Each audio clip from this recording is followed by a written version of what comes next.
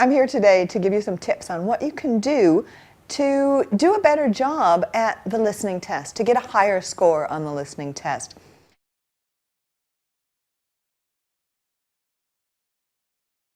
The first thing, the most important thing, is to read the instructions, I think.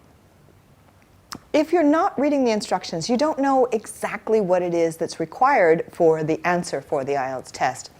So the instructions might tell you to write down no more than 3 words or write down no more than 4 words.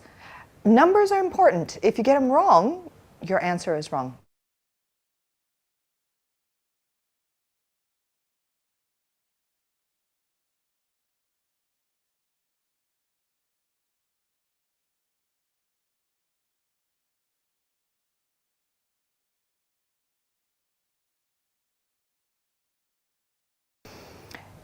When you're given the test, there's a little blip that lasts about 30 seconds that says, you will now have 30 seconds to look at questions number 9 to 15. Anna Maria and Tom have persuaded Abdul to join the college badminton club.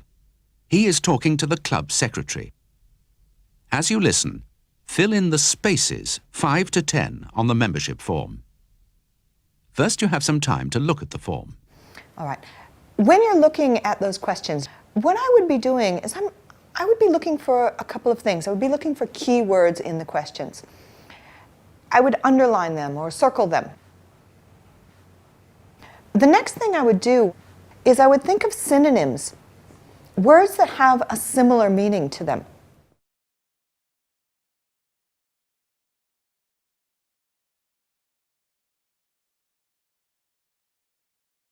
How do you rate your game? Beginner? League? Oh no, I'm not league standard. Just middling really. Not bad, but not good. Just play for fun and to keep fit. It might have, for example, what does the student request? Now, you would underline request because you want to listen for that answer coming. But if you listen for the word request, it's probably not going to be in the text and then you'll get lost. But if you think of synonyms for the key words and then you're prepared, so you see request, you think, okay, maybe they'll say ask for. And then you're ready for the synonym to come.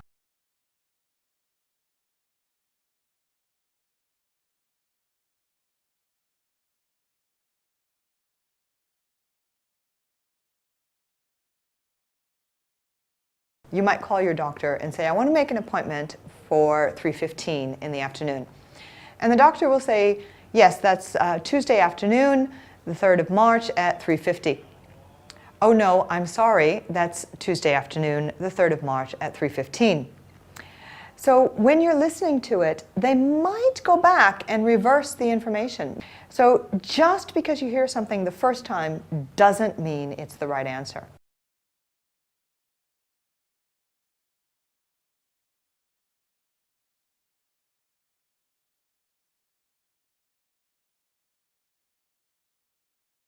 Also, look at the topic that it's talking about. For example, maybe it's talking about sport. As you see that, start to think about sport. We tend to organize vocabulary in groups in our brain. So what you need to do is kind of activate your vocabulary for a certain area. So when you see maybe the topic from the various questions, start thinking about words that you know as well. It's a lot to do in 30 seconds. But this is one thing you can do.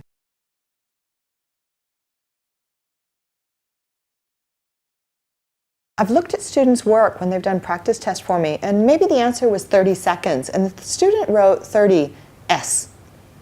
S doesn't mean anything to me. I don't know what S is. Another student might have written 30 SEC. SEC is a standard abbreviation. If you're going to use abbreviations on the IELTS test, make sure you know what the standard abbreviation is for a native English speaker. I would say write out the word if you've got the time. Write the abbreviation when you're making notes for yourself on the test paper itself, because remember, on the listening test, you're given 10 minutes to transfer your answers at the end of the test. When you write out your answers on the answer sheet, write the whole word.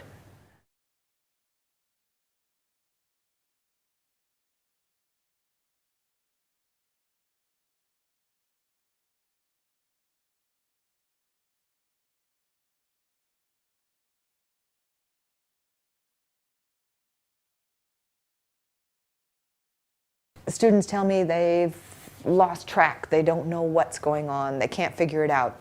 And then they start to panic and they lose their place. You need to think, if you miss an answer, don't worry about it, go on. Listen for key ideas. While you're listening, while you're lost, look down at your questions, find those key words and listen for them. Chances are you're going to hear a word that fits one of the words in the question. And if you hear the word that fits in the question, pick up from that point. You're given 10 minutes at the end to transfer your answers. And, you know, miracles happen. Wonderful things happen. You might remember the question. You might remember the answer at the end when you're filling in your answer sheet.